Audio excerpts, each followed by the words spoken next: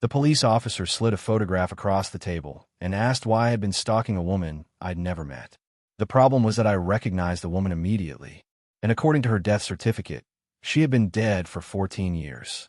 For several seconds, nobody spoke. The detective watched my face carefully, waiting, studying, looking for a reaction. I couldn't give him one because my brain was still trying to process what I was seeing. The woman in the photograph was named Rachel Mercer. At least that's what the report said. But I knew her by another name. Mom. I finally looked up. Where did you get this? The detective didn't answer. Instead, he asked another question. When was the last time you saw her? A chill ran through me, because there was no safe answer. If I told the truth, I'd sound insane. If I lied, I'd look guilty. So I said nothing. And that's how I ended up becoming the primary suspect in an investigation I didn't even understand. My name is Noah Bennett. I'm 36 years old. I own a home renovation company outside Pittsburgh. Until 3 weeks earlier, my life was boring in the best possible way. I had work, friends, a decent house, a dog named Murphy. Nothing exciting, nothing mysterious. Certainly nothing involving dead women and police interrogations. Then my father died, and everything fell apart. Dad wasn't old. 62. Healthy. Still working part-time. Still hiking every weekend. Then one morning he simply didn't wake up. Heart attack. At least that's what the doctors said. The funeral was small. Dad never liked attention. Most people who attended were family, friends, and former co-workers. Nothing unusual happened. At least not initially. The strange part started afterward. 3 days after the funeral, I returned to Dad's house to organize his belongings. My parents divorced when I was 9. Mom supposedly died when I was 11. Dad raised me alone. That had always been the story. Simple. Painful. Finished. I never questioned it. Why would I? There was a funeral. A grave. Official records. End of story. That afternoon, while sorting through old boxes in the attic, I found something odd. A locked metal case. Not unusual by itself. What was unusual was the label attached to it. Open only if I'm gone. The handwriting belonged to my father. I remember staring at those words for a long time. Partly because they felt dramatic. Partly because Dad wasn't dramatic. Ever. Eventually curiosity won. The key wasn't difficult to find. It sat taped beneath the attic staircase. Almost like Dad expected someone to look. Inside the case were photographs. Dozens of them. Most showed the same woman. Different years. Different locations. Different hairstyles. But always the same woman. My mother. At first I assumed they were old family pictures. Then I noticed the dates.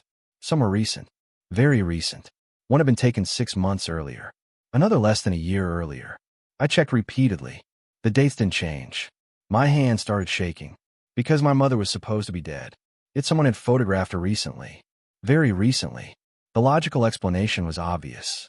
The woman wasn't Mom. Just someone who looked like her. Except every photograph made that theory harder to believe. The smile. The eyes. The scar above her eyebrow. Every detail matched. Then I found a note. 3 handwritten words. She's still alive.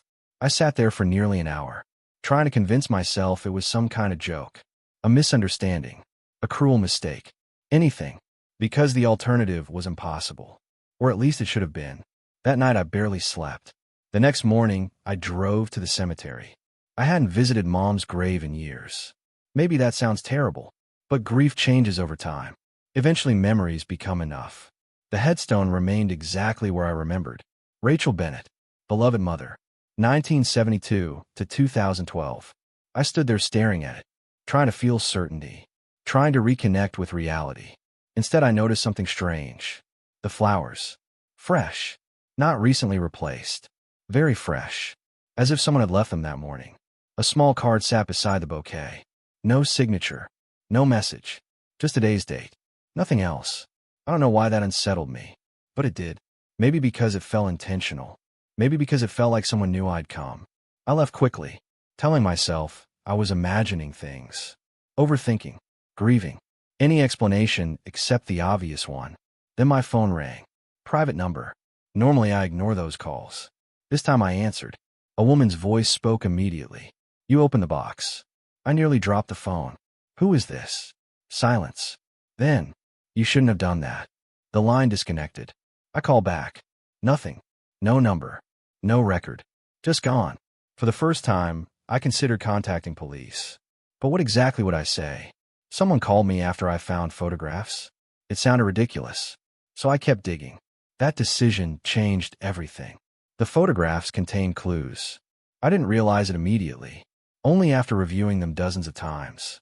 Background details, street signs, storefronts, license plates, tiny things. One image finally stood out. A coffee shop sign, partially visible behind Mom. The location was only 2 hours away. I drove there the following morning. I didn't have a plan, just questions. The coffee shop still existed. Same name, same building, same sign. Walking inside felt surreal.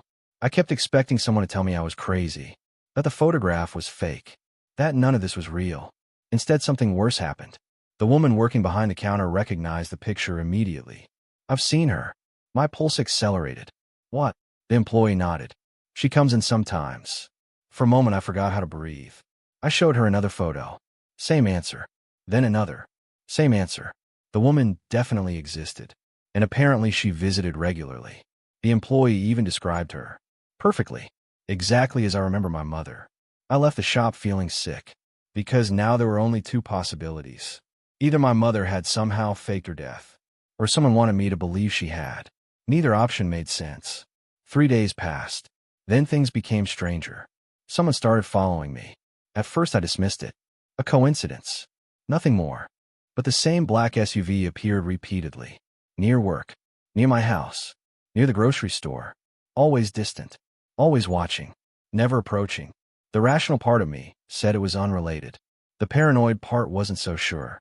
Then I noticed something else. The SUV appeared in one of Dad's photographs. Hidden in the background. Parked across the street. Watching. The realization made my stomach drop. If it was the same vehicle, then whoever was following me had also been following my father. For how long? Weeks? Months? Years? I suddenly wasn't sure I wanted answers anymore. Unfortunately, answers kept coming. That Friday evening I returned to Dad's house. The front door stood open. I knew immediately something was wrong. I was certain I had locked it. Carefully. Twice. Inside, drawers had been opened. Closets searched. Boxes overturned. Someone had gone through everything. Yet nothing valuable was missing. No electronics. No cash. No jewelry. Only one thing had disappeared. The metal case. The photographs. The note. Gone. Someone had taken only the items connected to my mother, which raised a terrifying question. How did they know those items existed? I called police immediately. They documented everything. Took statements. Asked questions. Then left. No leads. No suspects. Nothing. That night I couldn't sleep. Around 2 a.m. another private number called. Same female voice. This time she sounded frightened. Listen carefully. My heart started pounding. Who are you? You need to stop looking. Tell me who you are. Silence. Then, he never wanted you involved. He who? Your father. The line crackled. Then she whispered something that made my blood run cold. Your mother didn't die. The connection ended. I sat frozen. Because despite everything I'd seen, hearing those words out loud felt different. More real. More dangerous. And somehow more terrifying. The next morning I discovered something hidden beneath Dad's desk. A false compartment. Inside was a flash drive. Nothing else. No note. No explanation. Just a flash drive. I almost didn't open it. Part of me already knew whatever was on it would make things worse. I was right. The drive contained only one video file. Recorded 9 days before Dad died. I opened it. The image showed my father sitting alone at a table. He looked exhausted. Older than I remembered. Scared. That frightened me immediately because my father wasn't the kind of man who scared easily. He looked directly into the camera. Then spoke. Noah, if you're watching this, I've probably run out of time. My chest tightened. Dad continued. For most of your life, I've lied to you. I felt physically sick. The video wasn't long. Only 3 minutes. But every sentence created more questions. He apologized repeatedly. Said he was trying to protect me. Said people were watching. Said I couldn't trust official records. Then came the final statement. The one that changed everything. The one that eventually led police to put me in that interrogation room. Dad looked directly into the camera and said, if Rachel contacts you first, don't let her know you found this. I stared at the screen. Because he didn't say if you find Rachel. He didn't say if she's alive. He spoke as though contact was inevitable. As though he expected it. as though my mother wasn't missing at all. Then the video ended. Nothing else. No explanation. No answers. Just 100 new questions. And 48 hours later, police showed me a photograph of my supposedly dead mother and asked why I had been secretly meeting her. The problem was that I had never met her. At least that's what I believed. Then the detective slid a second photograph across the table. And suddenly I wasn't sure anymore. Because the man standing beside Rachel Mercer was me. For several seconds, I couldn't look away from the photograph. The detective didn't say a word. He didn't need to. The image was doing all the work for him. A man stood beside Rachel Mercer. Beside my mother. Both appear to be leaving a convenience store. The date stamp showed 3 weeks earlier. Just days before my father's death. And the man looked exactly like me. Not similar. Not close. Exactly. Same height. Same build. Same beard. Same jacket. Even the baseball cap was identical to one I owned. I felt sick. Because I knew something the detectives didn't. 3 weeks earlier, I had been in Chicago for a remodeling convention. Hundreds of miles away. There were receipts. Hotel records. Witnesses. I couldn't have been there. Yet the photograph suggested otherwise. The detective finally spoke. Want to explain this? I can't. Can't or won't. I pushed the photograph back. That's not me. The detective's expression didn't change. Of course it didn't. Nobody would believe that answer. I barely believed it myself. The interview lasted another hour. Questions. More photographs. More confusion. By the time they released me, my head felt ready to explode. Outside the station, I sat in my truck for nearly 20 minutes, trying to understand what had just happened. Someone who looked exactly like me had apparently met my dead mother. That should have been impossible. Then another possibility entered my mind. One so ridiculous I almost laughed. A twin. The idea vanished as quickly as it appeared. My father would have told me, wouldn't he? I drove home. Halfway there, my phone buzzed. Unknown number. Again. I answered immediately. This time it wasn't the woman. It was a man. Older voice. Calm. Controlled. Stop talking to the police. My grip tightened around the steering wheel. Who is this? You don't understand what's happening. Then explain it. A long pause followed. Then he said something strange. Did your father ever tell you why your family moved when you were 10? I frowned. Of all the questions I expected, that wasn't one of them. We had moved. From Ohio to Pennsylvania. Dad said it was for work. A better opportunity. Nothing unusual. The man sighed. He lied. The line disconnected. I nearly swerved off the road. Because suddenly another childhood memory resurfaced. One I hadn't thought about in decades. The move happened only a few months before Mom supposedly died. At the time, it seemed unrelated. Now I wasn't so sure. That evening I began searching through old family records. Tax documents. School records. Insurance papers. Anything. Most of it was boring. Normal. Until I found my elementary school enrollment forms. Something immediately stood out. The emergency contact section. Dad's name appeared. So did my grandmother's. But there was a third person. A name I'd never seen before. Daniel Mercer. The same last name as my mother. Relationship field. Guardian. I stared at it. Who was Daniel Mercer? Why would a guardian appear on school documents?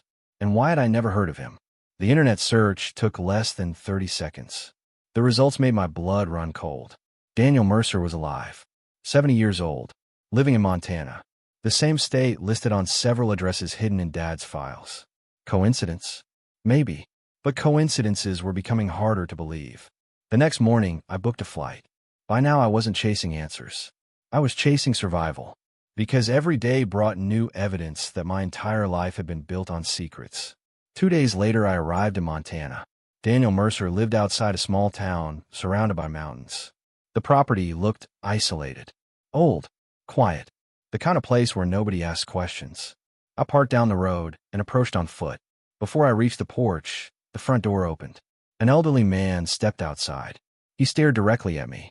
No surprise. No confusion. Almost like he had expected me.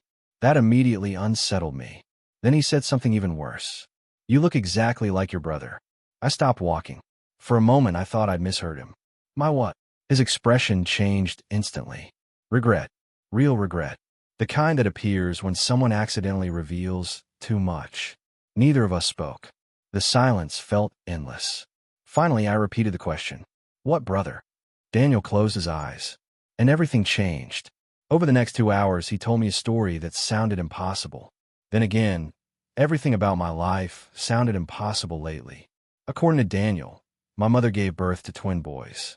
Not one, two. I laughed when he said it. Not because it was funny, because it was absurd. My father never mentioned a twin. Neither had my mother.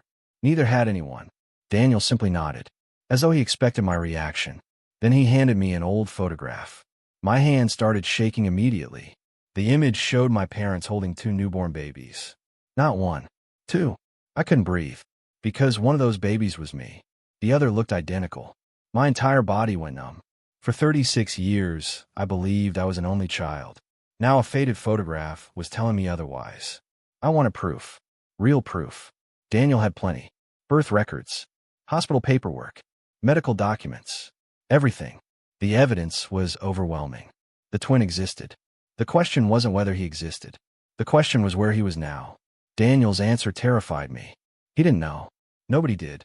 The boys were separated after a violent family dispute. A dispute involving my father, my mother, and people Daniel refused to identify. Every answer created 3 more questions. Why separate twins? Why hide one child?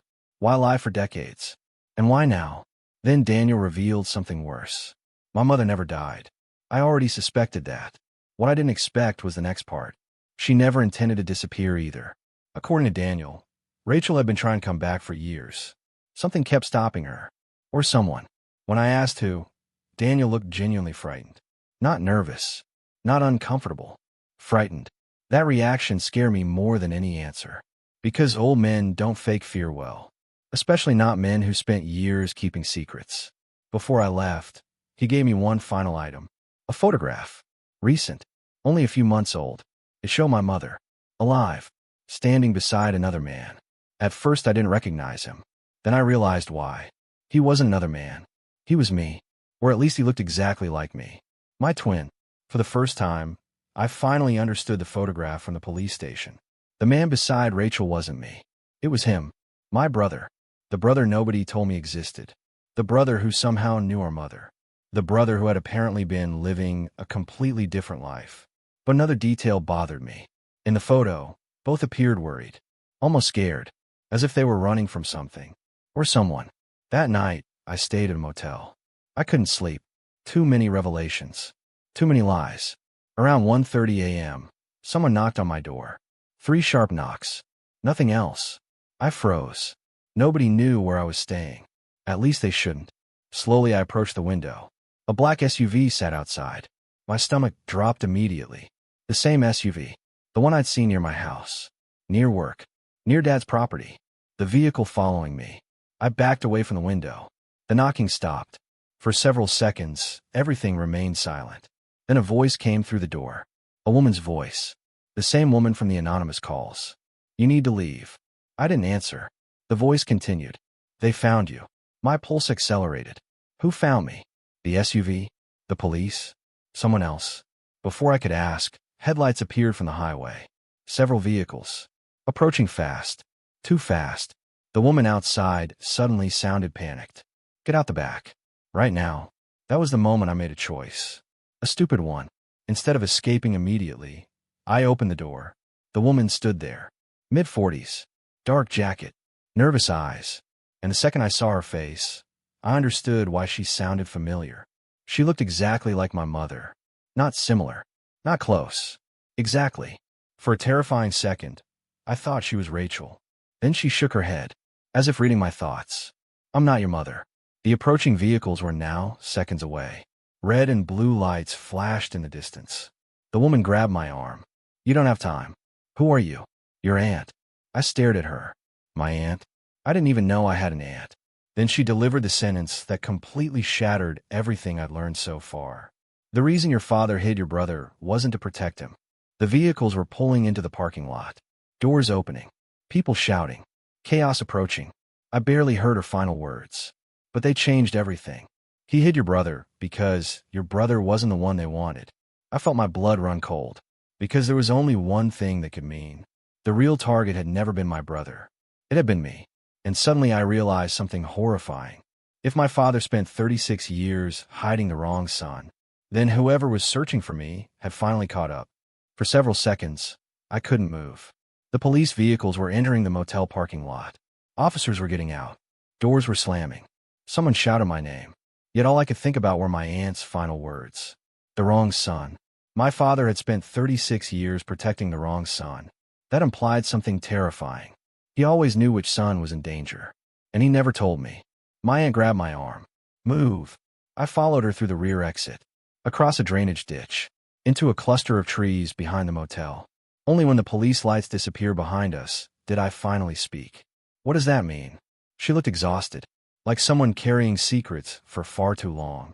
It means your father lied about much more than your mother. I wasn't surprised anymore. At that point, lies felt like the only consistent thing in my life. We reached an old pickup truck hidden beneath a tarp. Once inside, she handed me a bottle of water. Then she told me the story. The real story. Or at least the version she'd risked her life to preserve. 37 years earlier, my father worked as an accountant. Not for a corporation. For a federal task force. His job involved auditing assets seized from organized crime investigations. One case changed everything. Millions of dollars disappeared. Not stolen by criminals. Stolen by people inside the system. People with badges. People with influence. People who knew how to erase evidence. My father discovered the fraud accidentally. At first he reported it. The way honest people do. That was his mistake. Within weeks, threats began. Careers disappeared. Witnesses changed stories. One investigator died in what police called an accident. Another vanished entirely. My father realized he was trapped. And then my mother became involved. Rachel wasn't a victim. She was one of the investigators helping expose the theft. The deeper they dug, the more dangerous it became. Eventually, they uncovered something massive. A hidden network operating inside multiple agencies. Not a movie-style conspiracy. Something worse. Real people. Real corruption. Real power. The kind capable of surviving decades. The kind capable of destroying families. Then came the event that changed everything. My birth. Or more specifically, our birth. The twins. My aunt stared through the windshield before continuing. Someone leaked information. My stomach tightened. What information? They learned your parents had children. I frowned. That made no sense. Why would criminals care about babies? Then she answered. Because the evidence had vanished. Every copy. Every witness. Every record. Except one. A single encrypted archive your father hid. An archive nobody could locate. The people searching believed Rachel knew where it was. And they believed one day she'd pass that information to her children.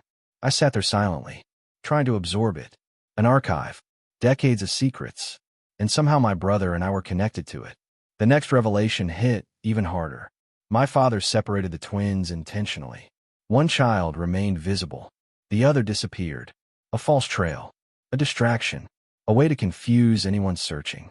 For years it worked. Until something went wrong. Which child disappeared? I asked. My aunt hesitated. Then answered. You did. The world seemed to stop. What? You weren't raised as Noah Bennett. I stared at her. No. She nodded sadly. Yes. Everything inside me resisted the idea. Impossible. Absurd. Yet somehow no more absurd than anything else I'd learned. According to her, the identities changed when I was 4 months old. My brother became Noah Bennett. I became Ethan Mercer. For several years. Then another switch happened. Another relocation. Another lie. So many layers of deception that even family members eventually lost track. I couldn't process it. My own name suddenly felt uncertain. My own childhood felt uncertain. My entire identity felt uncertain. Then my aunt revealed the final piece. The reason my father believed I was the real target. Not my brother. Me. Because before Rachel disappeared, she left instructions. Instructions naming only one child. One specific child. One specific future meeting. That child was me.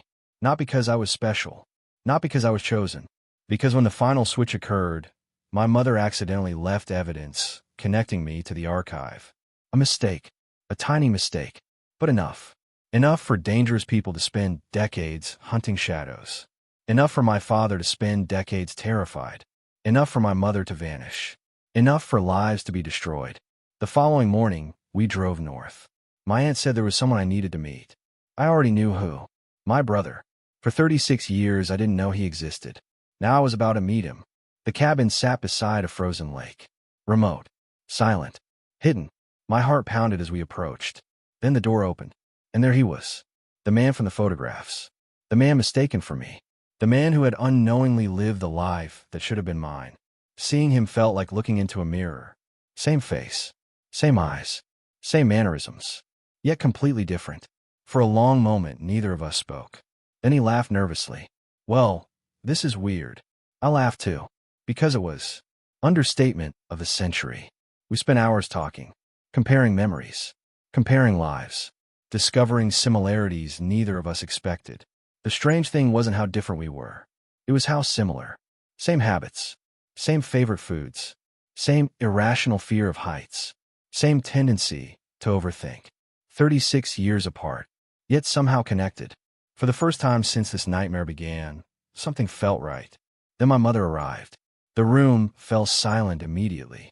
Because despite everything, despite the lies, despite the years, she was still Mom.